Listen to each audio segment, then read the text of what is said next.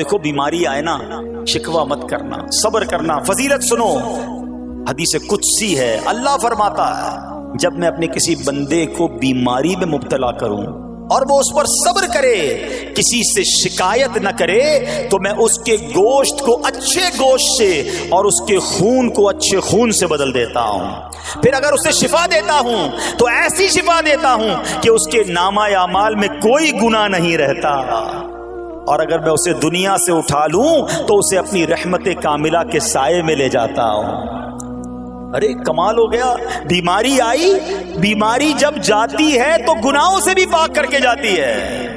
صرف ایک ہی تو کنڈیشن ہے، صبر کرنا.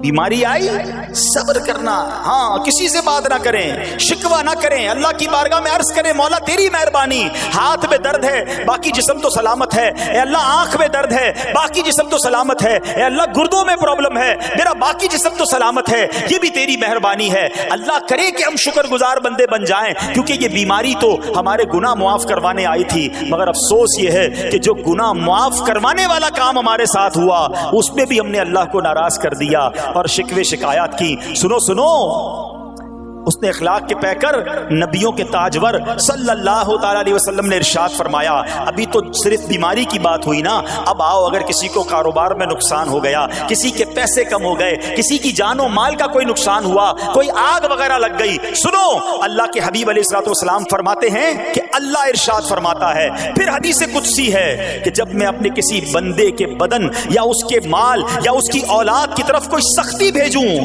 پھر وہ صبر جمیل کے ساتھ اس کا استقبال کرے، تو قیامت کے دن مجھے اس سے حیا آئے گی کہ میں اس کے لیے میزان قائم کروں یا اس کا نامہ اعمال کھولوں. ہائے ہائے ہائے، سمجھتے ہو اس کا مطلب؟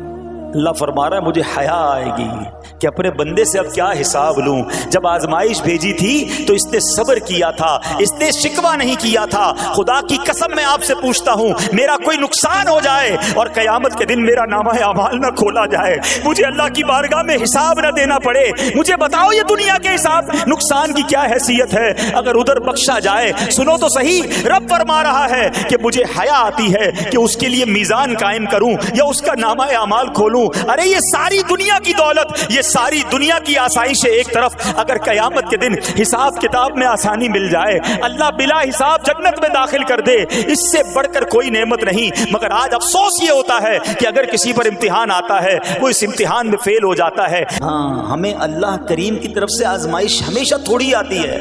اگر اپنی زندگی کا ہم پورا عرصہ کیلکولیٹ کریں نا کہ بھئی 40 سال کا کوئی بندہ ہو گیا تو کتنے دن ہوئے 40 سال میں؟ ٹھیک ہے، ایک بار کبھی بیٹھ کے اکیلے میں حساب کرنا، اتنے ہزار دن میں نے دنیا میں گزارے، کتنے دن بیمار رہا؟ تو شاید چند دن، 100 دن، 50 دن، 200 دن بنیں گے. کئی ہزار دنوں میں سے اگر چند دن اللہ نے مجھ پر آزمائش ڈالی تو ہزاروں دن راحت بھی تو ڈالی نا، صحت بھی تو عطا فرمایا.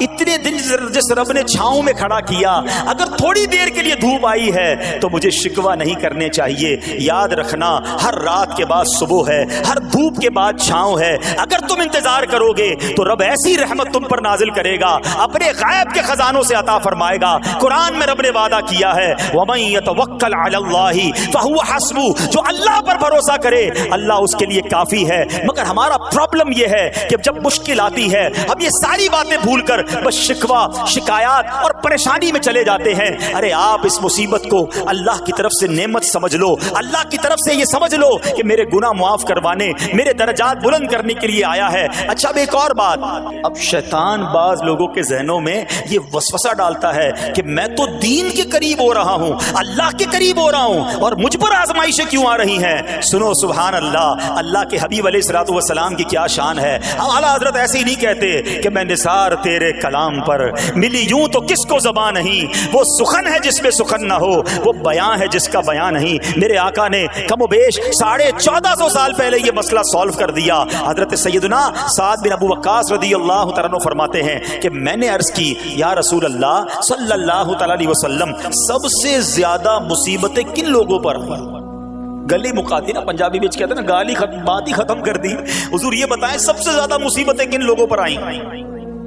پیارے آقا نے فرمایا انبیاء پر. اللہ اکبر، اللہ کے سب سے قریب تو انبیاء ہیں نا، انبیاء پر.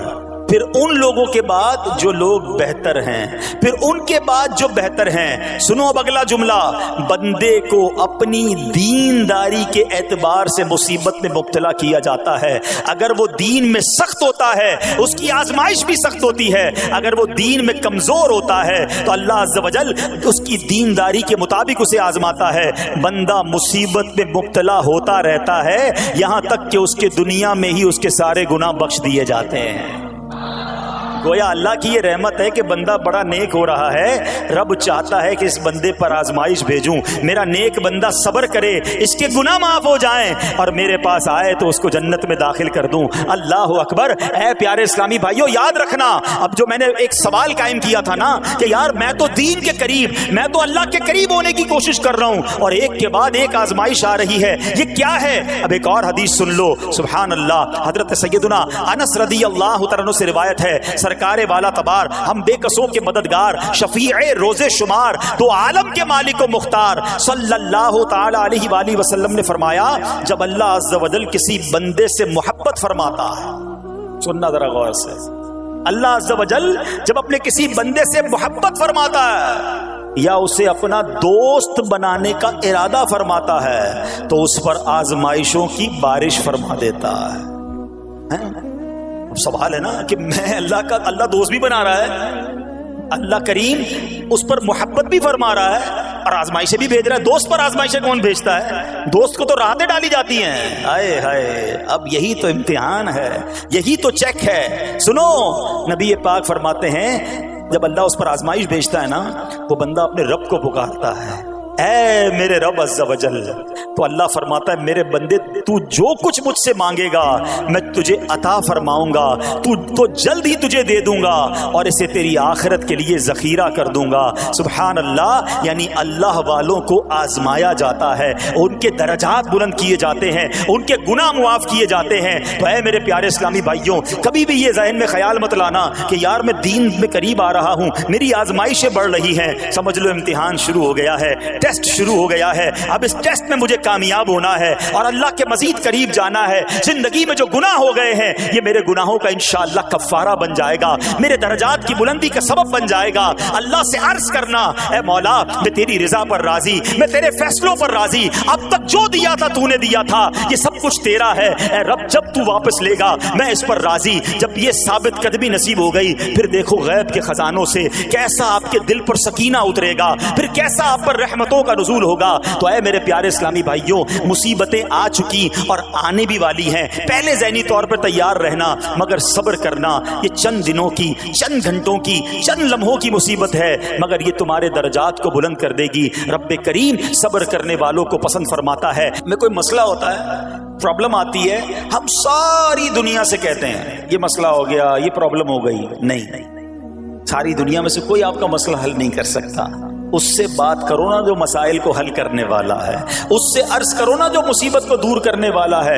ادھر ادھر جانے کی بجائے پرابلم یہ ہے جب بھی مشکل آتی ہے ہم سب کے پاس جاتے ہیں، ہم رب کے پاس نہیں جاتے۔ جاؤ اس کے پاس جو حل المشکلات ہے، جو مصیبتوں کو حل کرنے والا ہے، اس کی بارگاہ میں فریاد کرو۔ وہ شاعر کتنی پیاری بات لکھتے ہیں نا، یہ بہت سارے لوگوں کے لیے درس ہے جو اپنی پرابلمز کے لیے دنیا والوں کے پاس جاتے ہیں۔ ارے اگر پکارنا ہے تو اللہ کی بارگاہ میں پکارو، التجا کرنی ہے تو اللہ کے حبیب سے عرض کرو نا۔ شاعر لکھتے ہیں، کسی کا احسان کیوں اٹھائیں، کسی کو حالات کیوں بتائیں، کسی کا احسان کیوں اٹھائیں، کسی کو حالات کیوں بتائیں، تمہیں سے مانگیں گے تم ہی دو گے، تمہارے در سے ہی لو لگی ہے۔ ہم اللہ کی بارگاہ میں عرض کریں، اللہ کے حبیب کی بارگاہ میں لو لگائیں۔ دنیا والوں کے پاس کچھ نہیں رکھا، لیکن ہم دنیا والوں کو بتا کر اپنے صبر کا ثواب بھی ضائع کر دیتے ہیں۔ تو آج مشکلیں ہیں، پریشانیاں ہیں، ٹینشن ہیں، لوگ جب پریشان ہوتے ہیں تو صبر کا دامن تھامنے کی بجائے نارملی بے صبری، شکوے اور شکایات کی طرف جاتے ہیں۔ تو زندگی میں جب بھی کوئی معاملہ آئے نا، ہمیں اللہ کے کلام کی طرف رجوع کرنا چاہیے، اللہ والوں کی سیرت کی طرف رجوع کرنا چاہیے، اور رب کریم کے جو منتخب ترین بندے ہیں، دنیا کے افضل ترین جو افراد ہیں، وہ انبیاء کرام علیہم السلام ہیں. تو ہمیں جب بھی کوئی پرابلم آئے، جب بھی کوئی مسئلہ درپیش ہو، پہلے دیکھیں اللہ والوں نے اس موقع پر کیا کیا تھا، قرآن کیا کہتا ہے، حدیث کیا کہتی ہے، تو پھر زندگی میں چیزیں آسان ہو جاتی ہیں. تو حضرت ایوب علیہ السلام کی سیرت کے بارے میں جانتے ہیں کہ آپ حضرت اسحاق علیہ السلام کی اولاد میں سے ہیں، اور ان کی والدہ حضرت لوط علیہ السلام کے خاندان سے ہیں. اللہ تعالیٰ نے آپ کو ہر طرح کی نعمت سے نوازا تھا. آپ حسن و صورت والے بھی تھے، یعنی آپ کو اللہ پاک نے بہت خوبصورت بھی بنایا تھا، اور اللہ کریم نے مال بھی بہت دیا، اولاد میں بھی کثرت دی. ویل آف لائف تھی، خوبصورتی بھی ہے، مال بھی ہے، اولاد بھی ہے.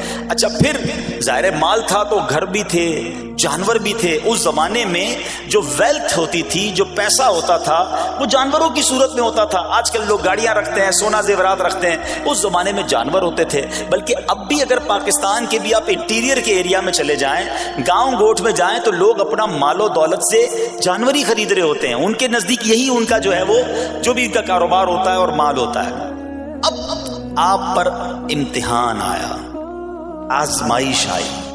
اور وہ آزمائش کیسے آئی کہ پہلے آپ کا مکان گرا، اور خاندان کے جتنے افراد تھے اور آپ کے بیٹے تھے، جتنے بھی آپ کے بیٹے تھے نا، وہ سب اس مکان کے تلے دب کر انتقال کر گئے. اللہ اکبر. آپ کو آ کر خبر دی جاتی گئی کہ حضور آپ کا مکان گر گیا ہے، آپ کے بچے دب گئے اور دب کر ان کا انتقال ہو گیا ہے. آپ فرماتے تھے میرا کیا ہے، جس کا تھا اس نے لے لیا. جب تک اس نے مجھے دے رکھا تھا وہ میرے پاس تھا، جب اس نے چاہا اس نے واپس لے لیا. اسی نے دیا تھا نا. تھوڑی دیر بعد خبر آئی کہ آپ کے جتنے جانور تھے، ہزارہا اونٹ تھے، بکریاں تھی، ریوڑ کے ریوڑ تھے، سارے جانور جو ہیں وہ مر گئے. کسی نے آ کر کہا کہ اب آپ کی جتنی دولت تھی، جتنے جانور تھے، وہ بھی مر گئے. سبحان اللہ. آپ اللہ کا شکر بجا لاتے، کہتے یا اللہ جو رب کا تھا اس نے واپس لے لیا، اسی کا تھا، جتنی دیر چاہا میرے پاس رہا، واپس لے لیا اس نے. میں اپنے رب کی رضا پر راضی، میں اس امتحان پر راضی ہوں. اللہ اکبر. اب کیا ہوا کہ آپ کی تمام کھیتیاں اور جو باغات تھے، بہت بڑی زمینیں تھی، بڑے بڑے کھیت تھے، وہ بھی سارے کے سارے برباد ہو گئے. کسی نے پا کر بتایا کہ حضور اب تو کھیت بھی گئے، اب باغات بھی گئے. آپ نے فرمایا کہ جس کا تھا اس نے لے لیا، میں اس کی رضا پر راضی ہوں. جب تک میرے پاس تھا وہ میرے پاس تھا، اب رب نے واپس لینا چاہا تو اس نے لے لیا. اب he was empty handed، یعنی اب کچھ بھی نہیں تھا، نہ بچے ہیں، نہ مال ہے، نہ جانور ہے، نہ مکان ہے. مگر حضرت ایوب علیہ السلام کی زبان پر پھر بھی شکر ہے، اب بھی شکر ہے، شکوہ نہیں ہے کہ اللہ میں تیری رضا پر راضی ہوں. لیکن ابھی امتحان ختم نہ ہوا تھا، اور اس امتحان کے پیچھے بعض مفسرین نے ایک اور قول بھی نقل کیا کہ شیطان نے حضرت ایوب علیہ السلام کو دیکھ کر اللہ کی بارگاہ میں کہا کہ مولا یہ تیرا بندہ اس لیے تیرا شکر گزار ہے کہ تو نے اسے بڑا نوازا ہے، بڑا مال دیا ہے، اولاد دی ہے، گھر دیا ہے. اب رب کریم نے حضرت ایوب پر امتحان بھیجا تاکہ پتہ چلے کہ میرے نیک بندے امتحان کے بعد بھی صبر کرتے ہیں. لیکن اب سب چلا گیا نا، تو شیطان نے کہا کہ ابھی جان تو باقی ہے نا، صحت تو باقی ہے. اللہ اکبر. مزید آزمائش آئی، اور یہ ہوا کہ آپ کو بیمار کر دیا گیا. مبارک جسم پر بڑے بڑے آبلے پڑ گئے، پھوڑے جس کو کہتے وہ پڑ گئے. اس حال میں آپ کے سارے دوست بھی آپ کو چھوڑ کے چلے گئے. آج کل ویسے بھی حال ایسا ہی ہے جناب، جب تک پیسہ ہے، شہرت ہے، آپ کے پاس کوئی مال ہے تو آس پاس بہت سارے لوگ ہوتے ہیں. مگر جب یہ سب چیزیں چلی جائیں نا، تو بعض اوقات ایسی کنڈیشن میں اپنے اور پرائیوں کی جانچ بھی ہو جاتی ہے کہ اب کون کھڑا ہے. دوستی مال کے لیے تھی، دوستی شہرت کے لیے تھی، دوستی منصب کے لیے تھی، یا کسی کی ذات سے واقعی خالص دوستی تھی. اب کیا ہوا؟ آپ کے سارے رشتہ دار، سارے دوست بھی دور چلے گئے، سوائے آپ کی فرما بردار زوجہ تھی جن کا نام تھا رحمت بن افراہیم، اور یہ حضرت یوسف علیہ السلام کی پوتی بھی تھی، اللہ کے نبی کی آل سے تھی، وہ آپ کی خدمت کرتی رہی۔ اب جسم پر پھوڑے ہیں، آبلے ہیں، ایک بیوی ہے، نہ پیسہ ہے، نہ مال ہے، نہ بچے، واٹ ایور جو تھا سب ختم، مگر زبان ہے کہ اس پر پھر بھی اللہ کا ذکر جاری ہے، پھر بھی شکر جاری ہے، پھر بھی صبر ہے۔ بات کرنا آسان ہے جناب، مشکل آئے اور صبر کرے بندہ، اصل امتحان یہ ہے زبان پر شکوائے رنجو علم لایا نہیں کرتے، زبان پر شکوائے رنجو علم لایا نہیں کرتے، نبی کے نام لیوا غم سے گھبرایا نہیں کرتے۔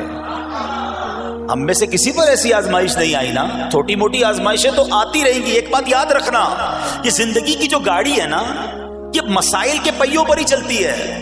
ہمیں بعض اوقات کسی کی گاڑی، کسی کا مکان، کسی کا خوبصورت چہرہ، کسی کی مسکراہٹ دیکھ کر لگتا ہے یار یہ تو دنیا کا سب سے سخی آدمی ہے۔ ایسا نہیں، تو یہ نہ سمجھے کہ سارا جہان جناب سخی ہے اور میں اکیلا دکھی ہوں، ایسا نہیں ہوتا، بلکہ ہر اس جہاں میں تقریباً ہر بندہ ایسا ہوتا ہے جس کے ساتھ کوئی نہ کوئی دکھ لگا ہوا ہوتا ہے، کوئی نہ کوئی پریشانی ہے، کسی کو مال کی پریشانی، کسی کو روزگار کی پریشانی، کسی کو بیماری لگی ہے، کسی کو اور ٹینشن ہے۔ تو یہ کبھی بھی نہ سوچے کہ میں زندگی گزاروں گا اور کوئی ٹینشن نہیں آئے گی، تیار رہو امتحان کے لیے، امتحان ضرور آنا۔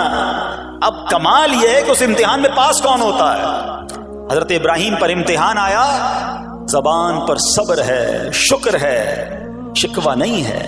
اب کیا ہوا کہ آپ کا سال ہاں سال تک یہ محال رہا، یہ 2-4 مہینے کا پرابلم نہیں تھا، کئی سال تک آپ بیمار رہے۔ آپ کی زوجہ جو ہے وہ خدمت کرتی رہی۔ اچھا یہاں ایک غلط فہمی دور کر دوں کہ کچھ لوگ یہ کہتے ہیں، یہ کتابوں میں پتہ نہیں کچھ کتابوں میں لکھ دیا گیا کہ حضرت ایوب علیہ السلام کو معاذ اللہ کوڑ کی بیماری ہو گئی تھی۔ ایسا بالکل نہیں تھا، کوڑ کی بیماری نہیں ہوئی تھی، بلکہ نہ کوڑ ہوا نہ جزام ہوا، آپ کو جسم پر پھوڑے پھنسیاں جن کو کہتے ہیں آبلے نکل آئے تھے، کیونکہ کوڑ کی بیماری وہ ہوتی ہے کہ جس سے لوگ نفرت یا حقارت کرتے ہیں۔ اللہ کے کسی بھی نبی کو کبھی بھی کوئی ایسی بیماری نہیں ہوئی جس کی وجہ سے لوگ اس سے حقارت یا نفرت کریں یا دور بھاگیں، کیونکہ اللہ نے ان نفوس قدسیہ کو، ان نیک بندوں کو، ان منتخب شخصیات کو لوگوں کی ہدایت کے لیے بھیجا ہے۔ ان کو کبھی کوئی ایسی چیز نہیں ہوئی کہ جس سے لوگ گھن کھا کر دور بھاگیں، تو یہ بالکل غلط ہے۔